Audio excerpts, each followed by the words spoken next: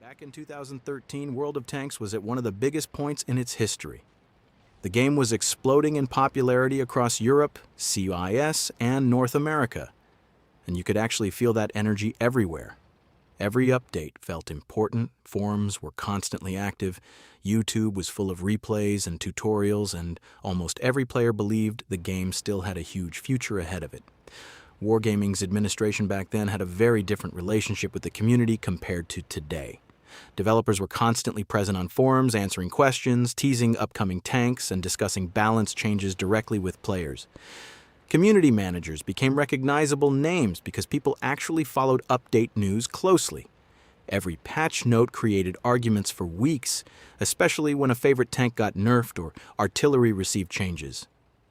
2013 was also the period where the game still felt heavily focused on realism mixed with arcade gameplay.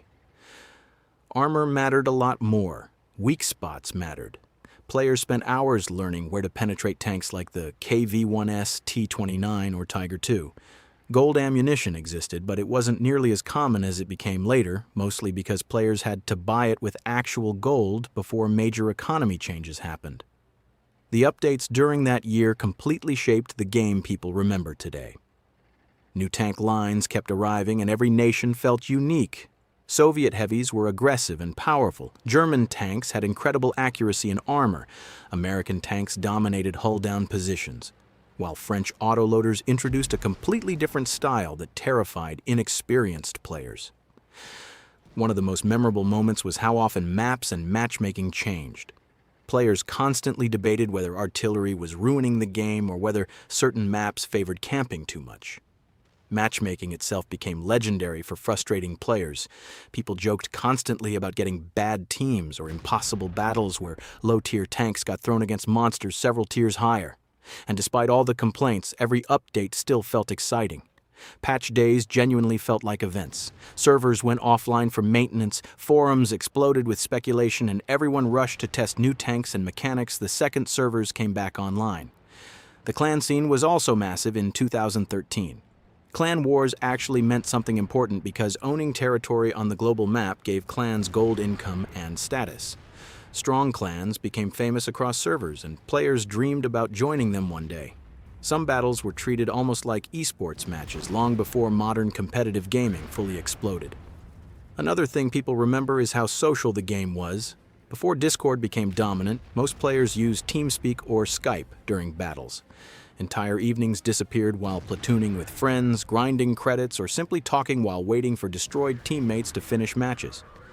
The administration also pushed huge events constantly, special weekends with bonus credits, double XP events, holiday garages, and marathons that kept players online for hours.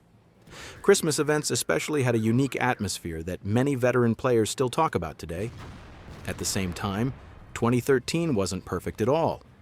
Balance issues were everywhere. Some premium tanks were considered overpowered, artillery was hated by almost everybody, and server lag or random disconnects could completely ruin battles.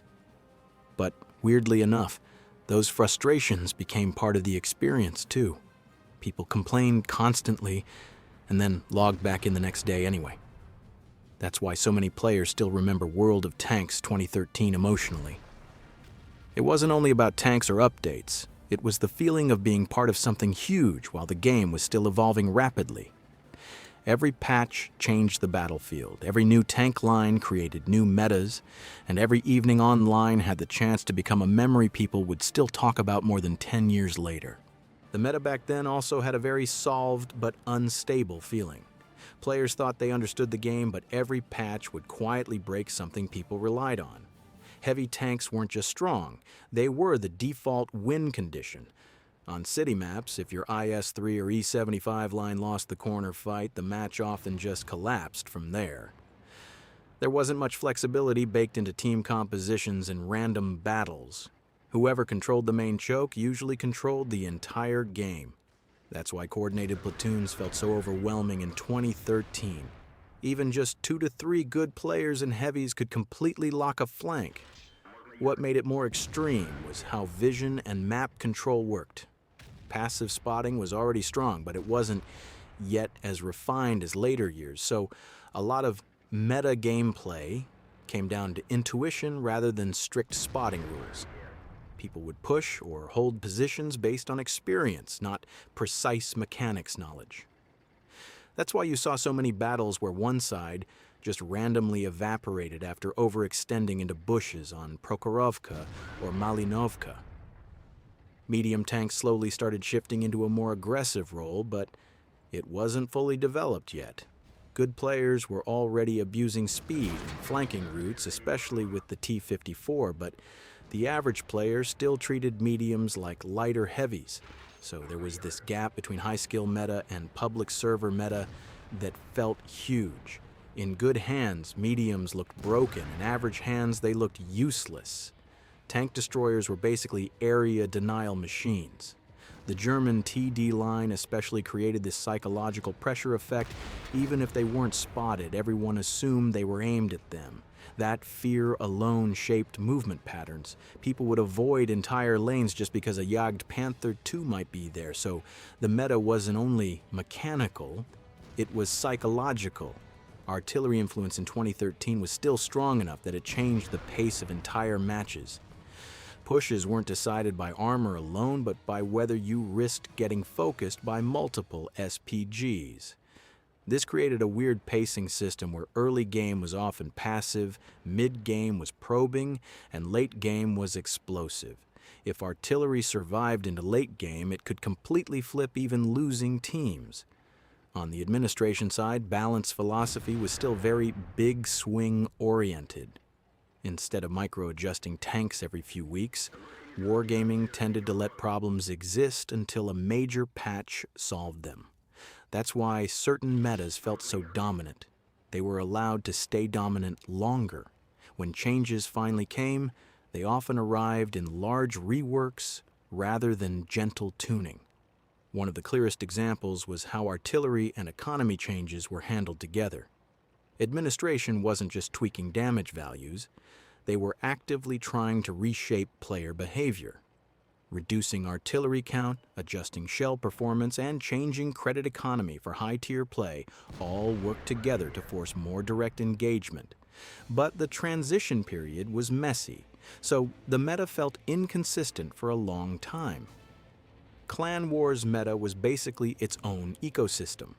Administration indirectly shaped it through map rotation and reward structure, but players optimized it into something much more rigid. Lineups weren't just best tanks, they were purpose-built for specific roles. Initial aggression, reset potential, or late-game cleanup. That's why tanks like the T-54 or certain heavy lines stayed popular, even if random battles didn't fully reflect their strength. In coordinated play, their value was much higher. At the same time, administration decisions about global map timing and province distribution created regional prime-time metas. Certain clans dominated simply because they could field consistent rosters at specific hours, which meant power wasn't just skill-based, it was also logistical. And under all of this, the most defining part of the 2013 meta was how little room there was for error. There weren't many safety nets in mechanics, matchmaking was more volatile, and information was less standardized. So knowledge, positioning, and timing had disproportionate value compared to pure mechanical execution. That's why the game from that period feels so different in memory. The meta wasn't just about what was strongest. It was about what could punish you the hardest if you misunderstood it. And that's why the 2013 era of World of Tanks still sticks in memory. It wasn't polished or perfectly balanced, but it had intensity in every match. One mistake could decide everything, and there were no safety nets to fix bad positioning or bad timing. The meta kept shifting with every patch. One update would make heavy tanks dominate, the next would push vision and map control harder, and economy changes would suddenly affect what tanks people even played. Nothing stayed stable long enough to fully solve, so players were always adapting instead of repeating the same strategies. Even frustration was part of the experience. Getting deleted by artillery, losing credits after a bad session, or watching a flank collapse in seconds felt harsh. But it also made the game feel real and unpredictable. At the same time, clutch moments felt way more rewarding because they weren't common or scripted. Administration changes were always noticeable. Patch notes actually changed how people played overnight, and the community reacted strongly to every balanced decision. The game was still evolving fast, and players could feel that evolution in real time. In the end, it wasn't just about tanks or updates.